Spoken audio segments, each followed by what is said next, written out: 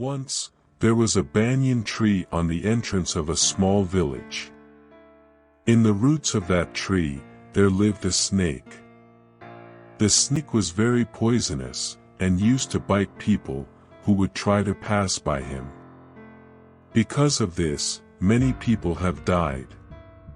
People of that village became fearful of him, and started avoiding that path. No one would dare come near his home. One day, a monk was passing by the village.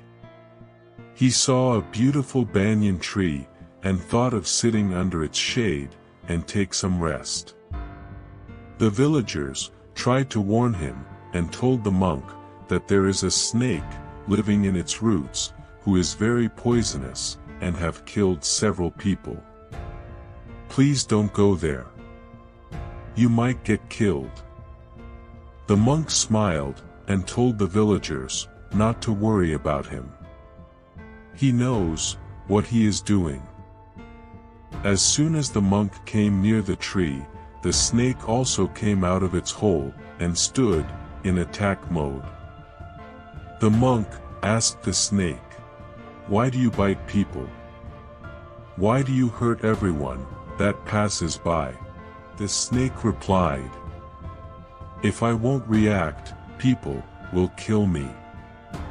I only bite to protect my life." The monk said, "Is killing others, in order to protect yourself, a right thing to do? We must love others. We should spread love. How can we be happy if we keep spreading horror and pain? You must stop biting people from now on." Having said that, the monk then went his way. The words of the monk deeply affected the snake, and he promised never to bite anyone ever again. "I will not hurt anybody again. I will live peacefully and happily." He had stopped biting people now. The villagers noticed this change too, and became very happy. Now that everyone knew the snake doesn't bite, they became fearless of him. Those who used to run when seeing him started taking him very lightly. Things became difficult for the snake. The people started teasing him. Even the children of the village were not frightened anymore. They put a rope around him, and started dragging him across the village. They threw stones at him, cut his skin with sharp knives, and made fun of him.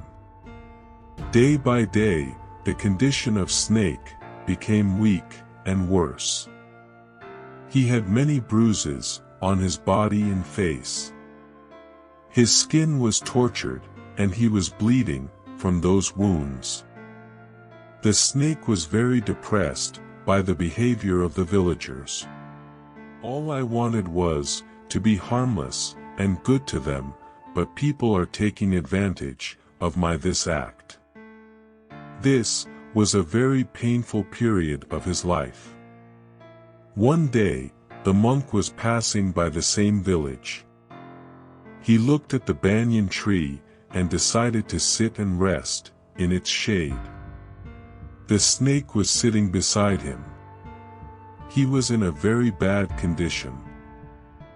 The monk was shocked, looking at his condition, and he asked, "What happened to you?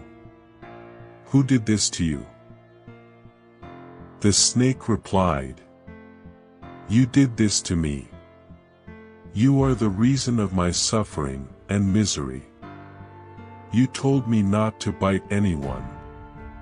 From that day on, I stopped biting villagers and started living with them in harmony. Villagers have been very bad towards me. They have taken advantage of my good behavior. They are responsible for my condition. My life has become unbearable, listening to your advice."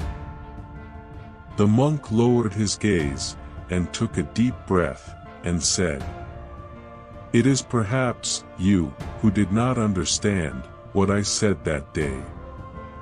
I stopped you from biting people, I did not stop you to defend yourself. I never stopped you from being defensive to protect your life. Dear viewers, this story gives us a very important lesson. In life, good people also get to face same situation as the snake. Sometimes, when we try to be good to people, we meet them with grace and dignity. People perceive it as our weakness and try to take advantage of it.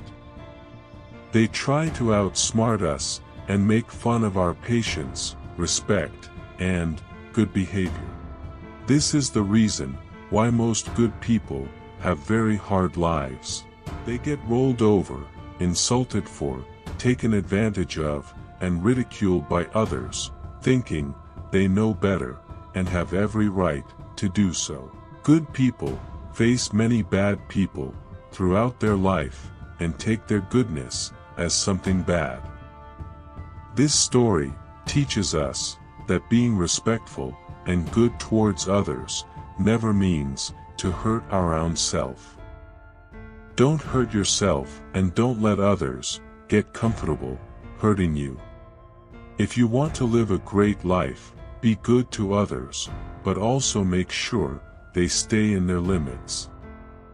If anyone breaches your limits, insult you, or degrade you, and make your appearance or manners something to be made a joke of, stand up for yourself, become very serious, stare them in their eyes, and stop them right there. No one should get comfortable making your life a living hell. Be sweet, but don't be too sweet that people eat you as a treat.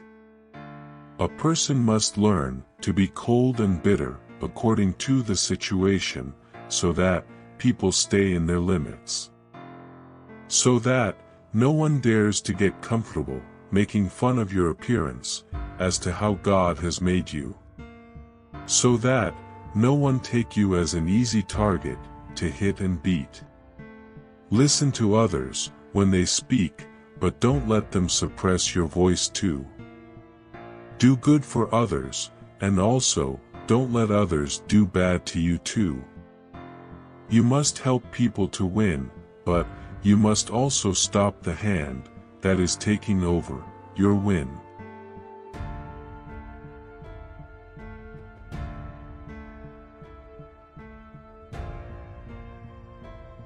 I hope you have learned great lesson from this story.